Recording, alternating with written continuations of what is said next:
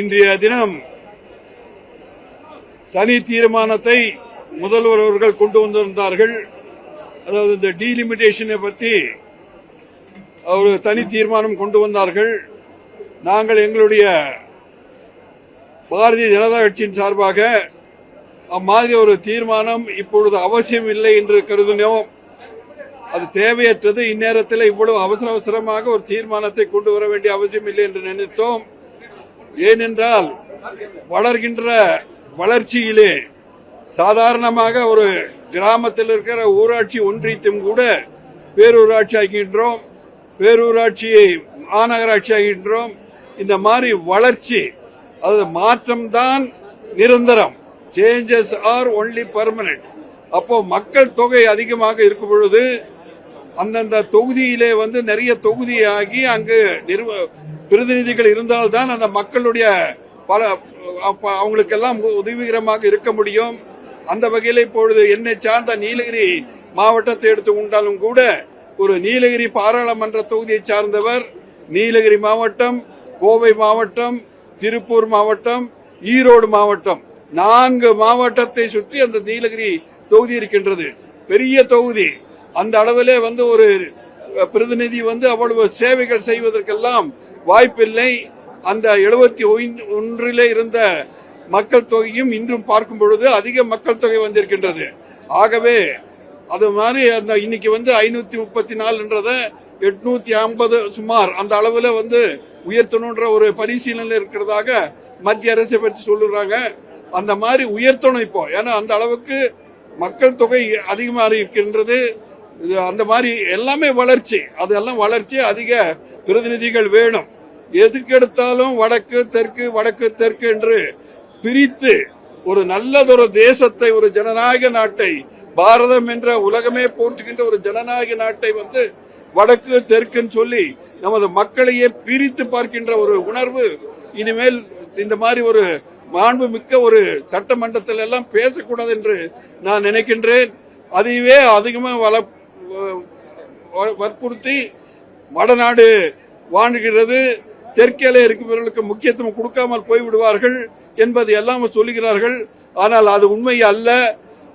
பாரத பிரதமரும் இன்றைய பாரதிய ஜனதா கட்சியும் அத்தனை மக்களையும், தமிழர்கள் உள்பட தமிழர்களையும் கூட அதிகமாக நேசிக்கின்ற ஒரு அரசு நமக்கு பெற்றிருக்கின்றோம்.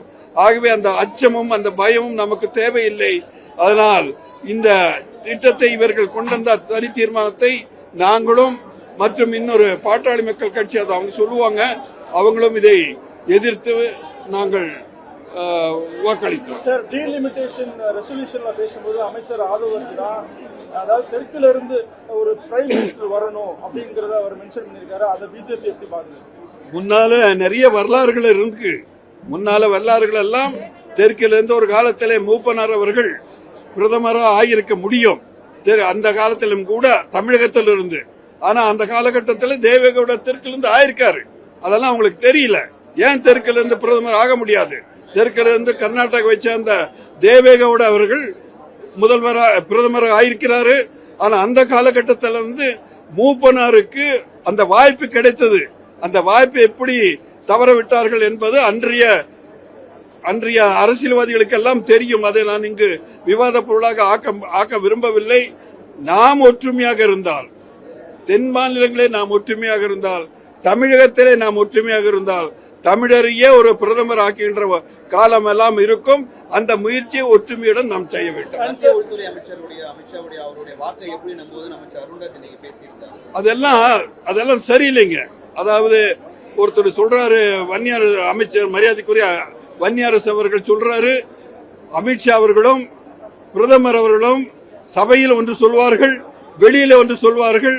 எப்படி நம்புவதென்று ஒரு ஜனநாயக நாட்டின், மிகப்பெரிய ஜனநாயக நாட்டின் ஒரு தேர்ந்தெடுக்கப்பட்ட ஒரு பிரதமரை போய் இந்த மாதிரி பேசுவது கண்டனத்துக்குரியது. இப்ப இவங்க இங்க பேசுற அமைச்சர் பேசுறத நாங்க நம்புறோமோ இல்லையோ, அதே மாதிரிதான் ஒரு அமைச்சர், தேசத்தின் பெரிய ஜனநாயக நாடு, அந்த நாட்டில் தேர்ந்தெடுக்கப்பட்ட 12 ஆண்டுகளாக பணியாற்றி கொண்டிருக்கின்ற ஒரு பிரதமரை இந்த மாதிரி எல்லாம் பேசக்கூடாது. அதை சபையிலிருந்து, அவை குறிப்பிலிருந்து எடுக்க வேண்டும் என்று நான் போராடுகின்ற முயற்சி எடுத்தேன், ஆனால் வாய்ப்பு கிடைக்கவில்லை.